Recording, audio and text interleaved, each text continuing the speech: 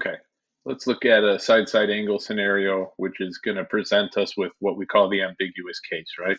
So in this case, I've got two sides, I've got one angle.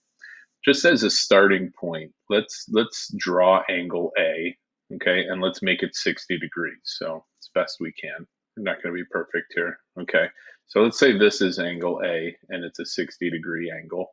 And I'm not usually a stickler for drawing things to scale, but in this case, for the sake of discussing the ambiguous case, let's do that, okay? So we have, that was a bad 60, here's 60 degrees.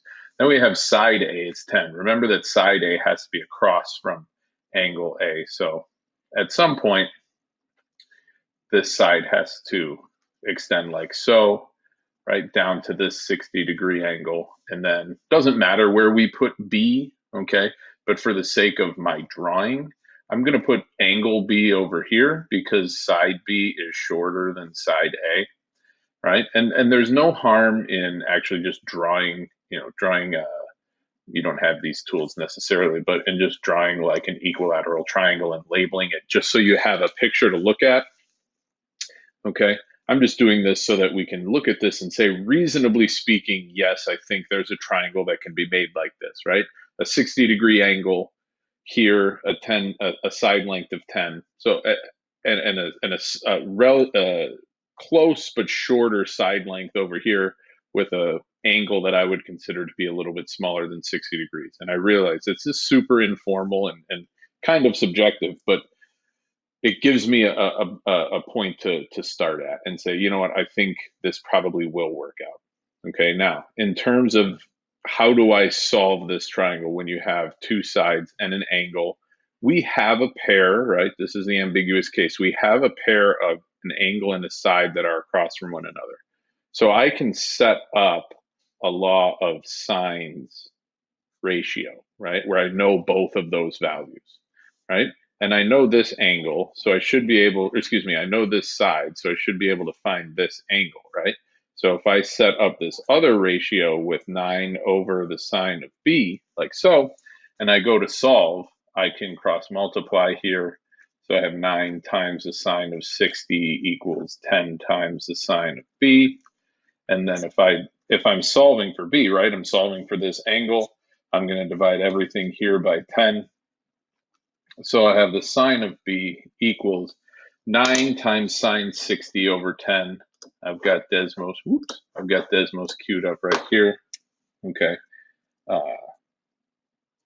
9 sine 60 over 10. Let's make sure that we're in degree mode. Okay. We get 0.77942, blah, blah, blah, blah, blah, blah, blah. So I'm just going to write that 0.779. I'm going to leave that number in Desmos, but I'm just going to write this. And then to solve for b, obviously, we're going to take the inverse sine of this side, and we're going to take the inverse sine of this value. Okay, so the inverse sine of 0.779, blah, blah, blah, that's going to give me the value of b.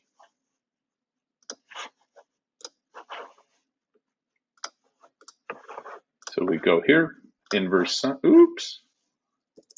Watch this. Let's get real weird with it. Let's put our inverse sine here in front. Now it's just going to take the inverse sine of that entire value, right? This is what we're trying to take the inverse sine of. Okay, so we get 51.208. Let's go with 51.208 on that. So B is approximately 51.208 degrees. Now, with the ambiguous case, what we have to do when we get to this point, okay, is nothing we've done here is wrong mathematically. So we've proven that there is an angle that could be 51 degrees. This angle could be 51 degrees. But go back and look at some of those animations that have shown you before. Like, we're not sure what this angle is up here, right? Call that angle C if you want.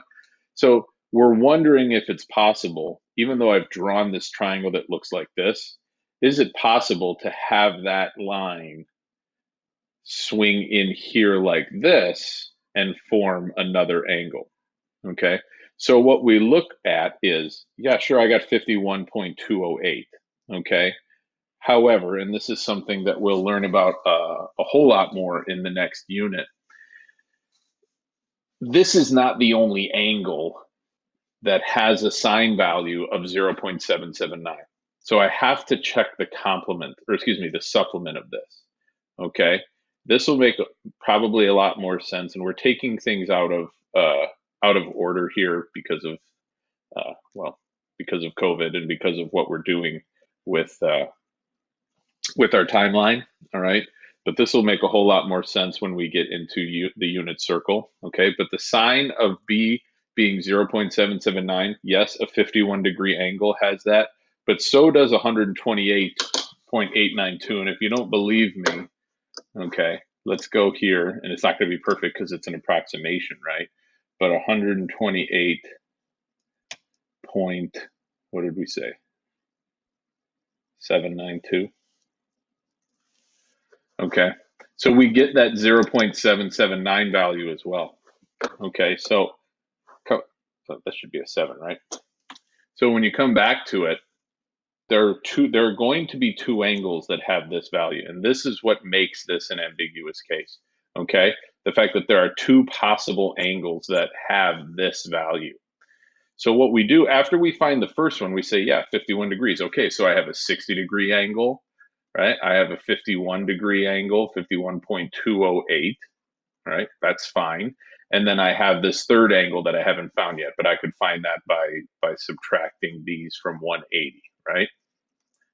Well, could it also be a 128-degree angle that I get? Well, I already have the 60-degree angle, right? Is it possible that this 128.792 angle is also in this triangle? And the answer to that would be what? No, right? Because if I subtract this sum from 180, what's 60 plus 128? That's 128, right? Or excuse me, 188, which exceeds the 180 degrees that the three angles of a triangle should end up being. So when I get to this point and I say like, well, I got this answer and I know this one works, okay, but I have to check this one as well. I always have to check the supplement when I know it's an ambiguous case, right? When it's side angle, I have to check the supplement. This is an important step in determining that. And then I take this angle with the angle that I've been given and I determine if I can form another triangle with this. Okay. And in this case, I can't. Okay. So we would say, therefore, there's only one solution to this. And from here, what you would do, this just becomes another law of sines or law of cosines problem where once I know the third angle or the second angle, excuse me, I could find that third angle, which would be, what is that? That's 111. So let's call that 68.792. So this would be our third angle, and then we do the law of sines to find that third side. Okay, let's look at some other scenarios where there's not one solution.